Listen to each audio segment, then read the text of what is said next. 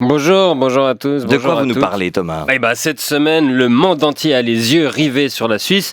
Et c'est pas pour nous féliciter du magnifique record de Marco Odermatt, mais pour savoir si une de nos grosses banques va se péter la gueule. Youpi, c'est reparti, ça faisait longtemps. Comme d'hab, tout part des États-Unis où la Silicon Valley Bank a fait faillite parce qu'ils n'avaient pas anticipé une hausse des taux d'intérêt. Il y a que deux options possibles, ça peut monter ou descendre, mais une des deux les a pris par surprise, donc ça monte le niveau. Une autre banque américaine a suivi et du coup, c'est un peu la panique sur les marchés, avec des experts qui se relaient pour dire qu'il faut pas paniquer. Puis nous, on est cons jusqu'à que plein d'experts nous disent qu'il faut pas paniquer. On paniquait pas, mais là, ça nous fait paniquer. Ça veut dire qu'il y a un problème. Non, mais faut pas paniquer. C'est pas comme en 2018 avec la faillite de Lehman Brothers. Vous vous souvenez, Lehman Brothers. Oui. À l'époque, on les entendait pas. Les jeunes voix dire "Excuse me, it's Lake Geneva Brothers, not Lehman Brothers actually." Mais bref, en 2018, la crise c'était à cause d'hypothèques pourries planquées dans des produits financiers complexes. Personne n'y pigeait rien, tandis que là, c'est juste les taux qui ont augmenté. Donc tout le monde comprend, sauf qu'ils font faillite quand même. Et tout le monde se demande si Crédit Suisse sera la prochaine. L'action est tombée à 1,50 $.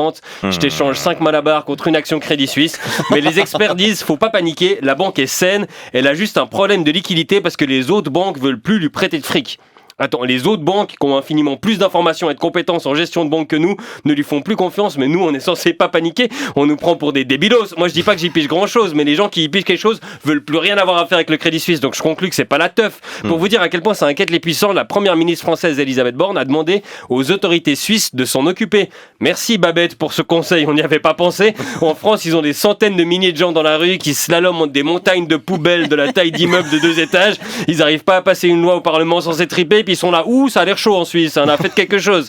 Et ça a vite dégénéré parce que mercredi matin, le président de Crédit Suisse, Axel Lake Geneva, disait on veut pas d'aide de l'État, on se débrouille très bien tout seul. Et mercredi après-midi, on a réfléchi pendant la pause déj, on accepte quand même un prêt de la Banque nationale suisse de 50 milliards, mais c'est surtout pour vous faire plaisir. 50 milliards, j'ai lu la BNS lance une bouée de sauvetage. 50 milliards, ça doit être une bouée Balenciaga. Alors non mais c'est la BNS qu'on aime ça. Quand on leur demande d'aider à boucher le trou de la VS, non c'est chaud, c'est la fin du mois.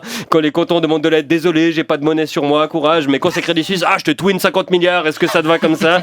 On nous dit, c'est pas un sauvetage de l'État, c'est juste un prêt pour aider le temps de la restructuration. Mais c'est la 8e restructuration de Crédit Suisse depuis 2011. Crédit Suisse, c'est ton ex toxique qui revient chaque fois en disant, oh j'ai changé, toutes ces conneries, c'est derrière moi. Mais c'était il y a 6 mois. Ouais, je sais, qui s'en souvient encore, c'est quasi la préhistoire. 8 restructurations en 12 ans, ça mute plus souvent que le Covid. Crédit Suisse, c'est Arturo Brachetti, sauf qu'à chaque transformation, c'est toujours une banque au bord de la faillite. Non mais c'est comme Peach, c'est la princesse dans Mario, elle se fait kidnapper par Bowser 3 fois par mois. Au bout d'un moment, on va arrêter d'aller la sauver. Je sais pas, achète-toi un spray au poivre, Peach. Avec mon frère Luigi, on a une entreprise de plomberie à faire tourner. On peut pas prendre congé tout le temps pour venir te chercher dans un château. Non, cette fois-ci, c'est la bonne. Crédit Suisse va se restructurer. Promis, juré.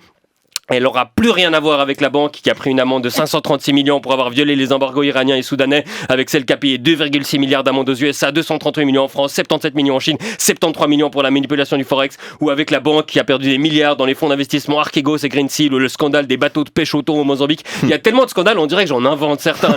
Le scandale des bateaux de pêche au thon au Mozambique. Mais je vous jure que c'est un vrai truc, hein. Je sais pas ce que c'est en détail, mais en tout cas c'était illégal et Crédit Suisse trempé dedans. Comme le blanchiment d'argent de la mafia bulgare, ou le fonds souverain malaisien, ou les prêts aux oligarques russes pour s'acheter des yachts. Tout à coup, il a fallu broyer plein de documents en mars 2022. Oups, allez l'Ukraine, on est avec vous. Dès qu'il y a un truc foireux, il y a Crédit Suisse pas loin. C'est un talent, franchement. Les autres banques, pour savoir si un projet pue du cul, ils regardent si Crédit Suisse est dedans, puis ils font le contraire. Moi, il me reste combien de temps ? Je sais, normalement, je suis censé faire 5 minutes, mais normalement, la deuxième banque du pays est pas censée avoir le casier judiciaire d'Al Capone. Je suis désolé.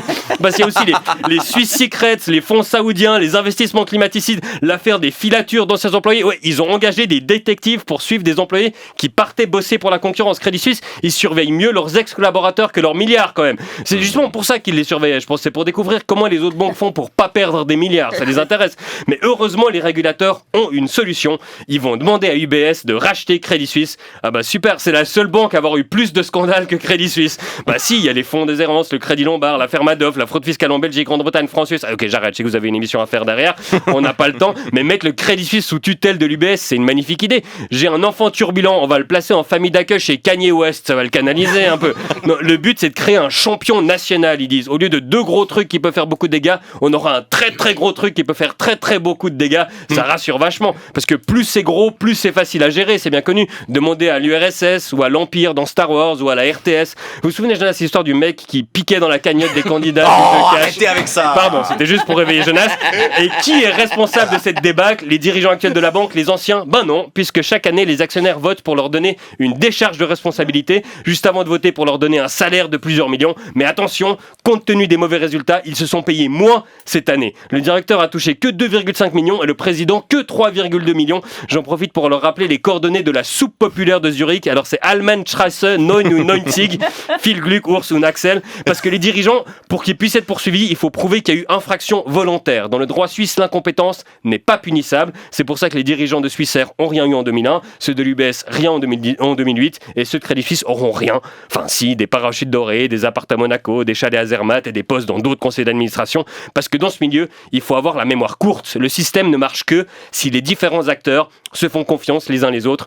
Et heureusement que ça dépend pas de notre confiance à nous, parce que celle-là, ça fait longtemps qu'elle est plus basse que même l'action Crédit Suisse. Merci Thomas Wiesel.